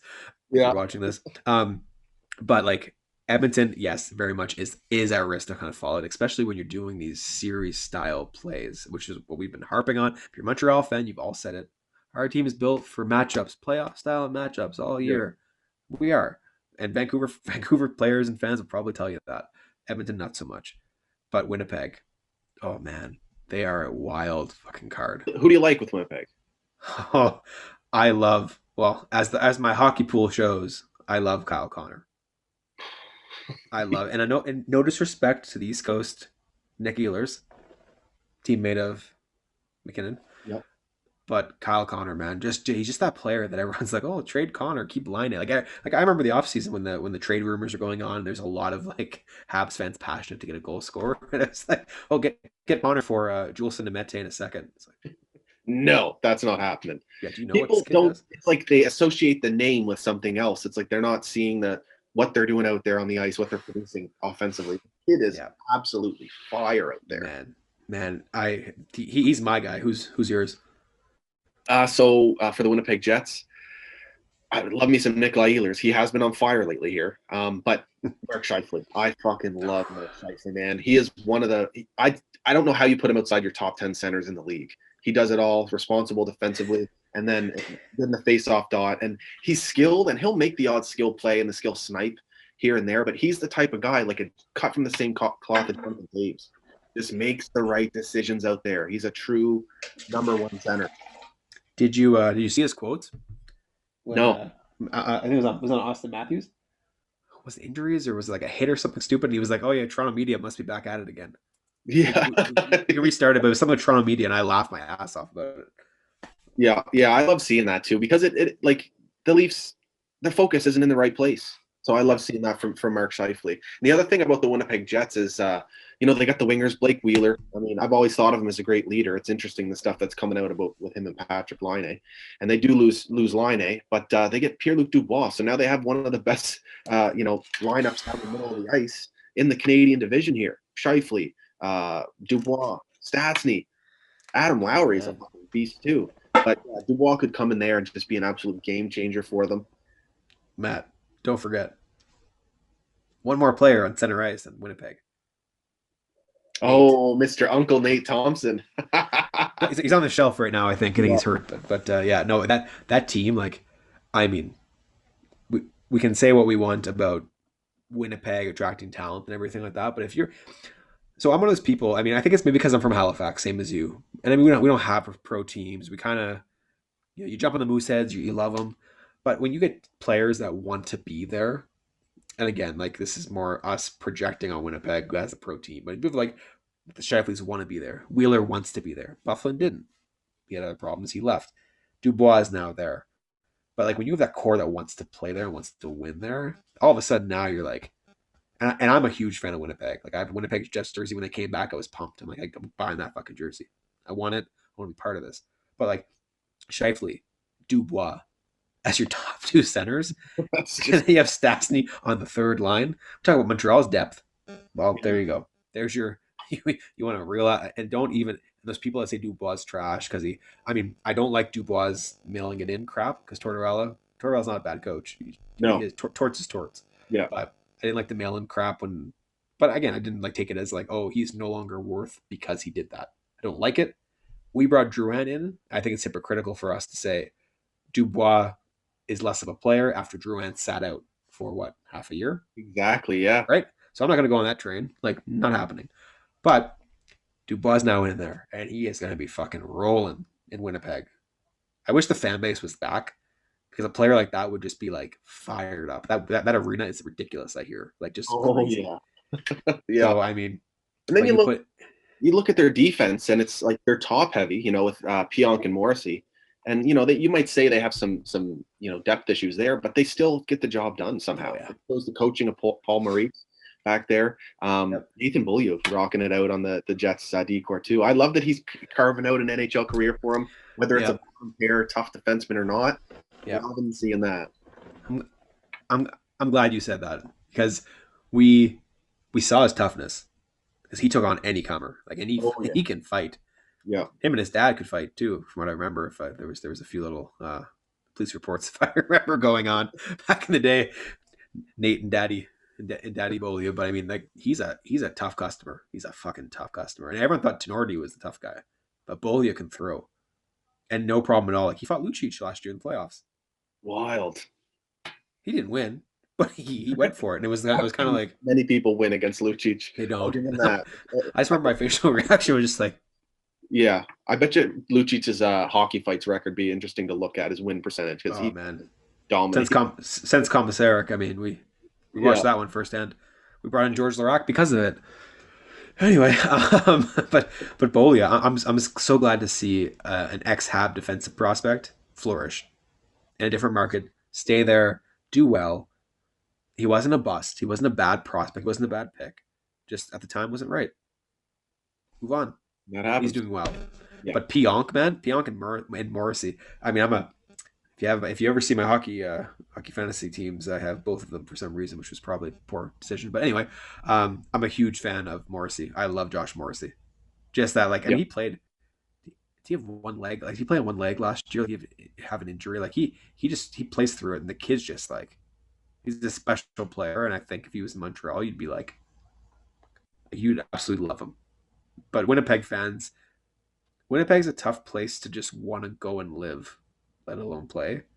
And I do feel for them, but the players that want to be there and like put their ass on the line and like put their whole heart and soul into it, like they deserve the best. And I can't hate Winnipeg. That makes sense. I cannot hate them. Yeah, and that's one team we have not faced yet, so that'll be interesting to see that matchup too. That's another one that could be, like we're calling them a wild card as a team. That could be another rivalry that really sparks between the Habs and the Jets, and I'd love to see it. It's so strange, normally enjoying and like liking, genuinely liking all these teams, and now they're like a severe division rival. It's such a blast. It's sorry everybody, ignore what I said. Fuck Winnipeg. They're our rivals now. Exactly. No, and I think that's a team that's going to be hardest. I mean, Calgary aside, because like I'm not going to lie, I have a Flames jersey upstairs. I will go to the Saddle Dome. I like hockey past 8 p.m. Same. It's a time change issue. I like hockey in general. Right. I want to enjoy my night, so I will watch the Habs, finish the game, go to the Saddle Dome, watch a game, kind of go home, enjoy my night. But Winnipeg is that soft spot team for me. Like I've always cheered for them in the playoffs on their runs, but now this year I'm like, oh boy. Yeah. And as of next week, I'll hate them. Yeah. Because we'll play them. That's just how it's going to go. Probably hate Connor Hellebuck too, because he's something else. Yeah. Crazy ass, yeah. I don't know. They're built strong. It's so weird because usually it's like we always have it's like Canada against the world is great. But you put that line in the sand, and you have like the East and West conferences, and it's kind of like Canada, it's giver, and then we'll see in the playoffs, in the Cup finals, we normally mean, right? But now this year, it's like, well, none of it exists below us, so we're just gonna go after you. It kind of sucks in a way. It's great, but I've in my head I've always pictured. I don't know about you. What's your dream Cup final? Sorry, I'm throwing it on you randomly, but like, what's your dream Cup final? Dream Cup final. I mean, Habs are there. That's a fucking obvious one. Who do they face in the Cup final? That would be, I don't know. I'd probably have to go Bruins or Leafs. And the Bruins you might get this year because it's fucked up beyond belief, right? Like I saw someone say, "Oh, Montreal Boston Cup final." I was like, "Are you dumb? Like that can't happen." But it can. 100% can this year. So I'd be like, kudos to you for that one. Crazy. For me, I would want to see Montreal Calgary. That's just my personal like. Because where I am geographically, 86, right? So yeah, not the fact that I can go see a game and make that Calgary or Habs West again and get that arena going. Go Habs, go! Because the Habs fans out here, and I don't know. By the way, is Canadians country like a thing? I just decided to go with Canadians country. I've never heard yesterday. I was like, well, CC, Cole Caulfield, Canadians country, whatever. I was going to go with it. So that's good branding. Good branding. That's my new thing, right? I ain't paying for it, but Canadians country. Yeah. But like I would love to just see like I love the Canadian division, but to me I would love just to see that Montreal, Calgary, Montreal, Edmonton, Montreal, Vancouver, Montreal, Winnipeg Cup final.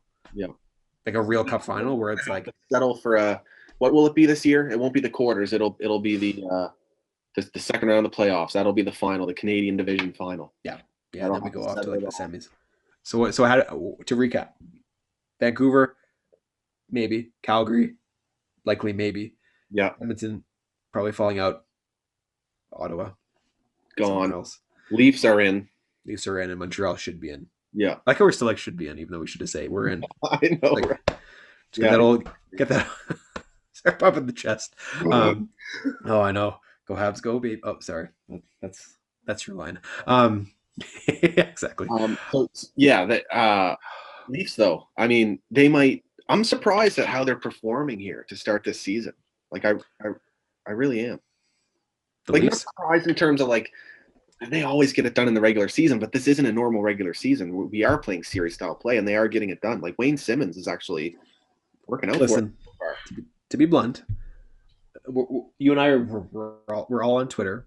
I wanted Simmons signed. I mean, it's not like, I'm not a dumbass. Like, sign for the right amount of money for the right role. Exactly. I Yeah. mean, and Simmons, he's a tough son of a bitch. He's a power play specialist, and he's like solid in the room. He's seen a lot of shit. Like he's played for Philadelphia, he's played for LA. Like he's gone through the ringer. He knows what it takes to win, and like it all starts with a smile. When they're missing all the fucking front teeth, you know those fuckers are in the play. Oh They don't yeah. block anything. They'll take a punch in the face. They will do what they got to do for you. I mean, you saw what he did first game of the year. Toronto was getting outclassed for a bit. What does he do? Takes a few cross checks. All right, picks one of the meanest fuckers we have on the team. One of, maybe not the meanest, but he, couple cross checks here and there. They go toe to toe. There's a slip. It looks like a good fight. All kudos to him. He gave the thumbs up. It was like all sportsmanlike, but he changed. He didn't change the tone of the game to like, it wasn't because of Simmons' fight, but he's just that type that will go and, like I'll go and try to spark something. Like I'll just do that. And the Leafs players rallied around that in their first game, and the fans loved it, and he's been scoring goals since then. I've always really liked Wayne Simmons, but the big thing for me with him was, could he actually get his career back on track? It's nice to see that it's happening, but it's not nice to see who it's for. No, exactly. And I mean, you have a couple friends of the show there from Leafs Nation. Yeah, you're a lot of Leafs fans there. You hold your own pretty well, but I mean, you're a sucker for punishment with those boys. Yeah, you gotta. I give it, so I gotta take it too. There's Coach Bombay, there's Aiden with high button, Coleman, of course. But it's all, we're all passionate. We all love the game, and this is what it's all about. So I don't mind. I love shooting the shit with Habs fans, but I love shooting the shit with Leafs fans too. So it's all in good fun, and the disagreements are what it's about, right? Yeah, balancing act, man. You have to. You just want to kill them, but they're good people. But I mean, Toronto, they are as advertised. I mean, come on, you cannot. I hate them or love them, and I hate them. I mean, I'm the first person to put a stupid gif out about anything, usually Austin Matthews. I mean, I will love to make fun of them and the fact that they change rules because they're bitches. But anyway, that in terms of ridiculous shit ever. I know. I knew that was going to start. Yeah. But like they are like on the surface, and what they are, when you have Marner, Tavares, Nylander, and Matthews up front, you're gonna pot goals home. And if your defense is weak, which we have a few of them in our division, they're gonna win games. Oh yeah. Like 6-5, whatever they have to do, they will do it. Anderson just has to be steady. And I love their backup. I fucking love their backup. Jack Campbell. Yeah, the quotes he's come out with. He's just nailing the media with just like straight facts. I hate him. He's just like, you know what? It's a beautiful shot. It's like, but Ottawa, you say. But he's anyway, awesome man. Like, just good for him. But I mean, Toronto is still hurts me to say it. There's still until you beat them, which we haven't done this year. It's like Ric Flair. Woo! Until you beat the man, or to be the man, you got to beat the man, and you got to beat them in regulation. So if we could do that a few times this year, I'll change my tune. Toronto's a team to beat, and if or when we do it, then we can change our tune and say Toronto and say Montreal is the one that that's the class of the organization. But yeah, I'm glad you say that, because before the season started in my projections, I had to put Leafs number one because the Habs haven't done anything to prove that they will overcome that, and where the Leafs have been making the playoffs these last few years, you can't take away from what they have. I'm still not huge on how the team's built and some of the decisions that they've made and the leadership in the room, but I'm somewhat impressed with how it's coming around for them here. And the rivalry is going to be fucking crazy. Like, it's going to just ignite like never before. We've got two coming up against them in the next couple weeks here. And yeah, those are going to be important games. The two teams sitting at the top of the division here facing off. What is it? Honestly, never before, never again likely how this is going to play out. But on the bright side, as well as they do and as well as they're built right now, when they play teams like Columbus or Tampa, they tend to have trouble. We're built more like Columbus right now. See what happens. Because like I'm telling you right now, in a series, when the cross checks in the back aren't going to get you a 2-minute penalty, and a lame ass can opener isn't going to give you a 2-minute penalty, we'll see how the game goes, because the rules aren't going to be in their favor after one game of the season, because we've seen the rule book change after one game this year. Yeah. So we'll see. Yeah, I agree, man. Like, I love our chances in a playoff series too. I love how the Habs are just tough in all four corners. We'll beat up on those superstar forwards, regardless of the name that's on the back of their sweater. And Matthews is going to have to learn to take it. So are some of the other guys that are on that team too, because the Habs aren't going to stop dishing it out. That's the style of play that gets you through series. And they just don't seem, apt to want to play that way without fucking bitching and moaning afterwards, trying to get the media on their side, trying to get the league on their side. Like, the Habs are out here just to play hockey and play, rough, tough, responsible hockey with some skill. And good point, because we saw last night and this is Sunday, so last night being Saturday, we saw against the Flames that Montreal didn't jump Dubé when the hit happened. They're not this greasy team as a Chris Neal that's going to go punch you, pound you. The game was 1-0. They were not going to go and give that up. And mind you, the play kept going, so it made it worse. But we're not a greasy team. We're just a tough team. Yeah. But I think people expected, I'm reading a few things the player, Sherrod just went and pounded him and showed him. And Weber just went and pounded him and showed. No. Do you want the points in a shortened season? Or do you want a 5-on-3 or a 10-minute misconduct or a 5-minute whatever with Weber and Sherrod? What do you want here? It's just, it's tough right now because it's not 82 game season where it's normal and you can kind of get away with stuff. It's just, it's rough, but people are kind of misinterpreting. Yeah. That means the Habs are dialed into the objective, and that's to get wins right now. Yeah. Yeah, they're definitely dialed in. Yeah. So why don't we end her off tonight here? I thought of this one earlier. So what's your earliest memory of watching hockey, okay, and being invested in who is going to win? Okay. So, what fan? Oh no, you know what? I have no thought to this because I know exactly what moment it was. So I had the Montreal shirts and stuff growing up as a kid because, our parents dressed us. That's life. But I remember going home one night and it was the 2002 playoff series. And that was when after Koivu's return from cancer, Zednik comes flying down. McLaren hits him with the forearm. Yeah. And I was just like, it reminds me of the feelings I have right now with what's going on with the Habs team. But he got absolutely clocked. And Zednik was on fire that playoff series. And I came home from an Oxford junior high dance that night. And that's kind of what we watched, right? So it's probably ended 9 o'clock in the afternoon or 9 o'clock at night. But it was that kind of moment where I hated the Boston Bruins. That just clicked. I didn't quite know yet. I mean, I didn't even figure out yet that Doug Gilmour was I knew Dougie from the the cow's milk commercials and being an epic Leaf, but he was a Hab. I know that's so crazy to me. My memory of Doug Gilmour, I always thought, yeah, Doug Gilmour is a Canadian, and then a couple years, I'm a kid. A couple years later, I learned this is a legendary Maple Leaf here. Oh, it's insane.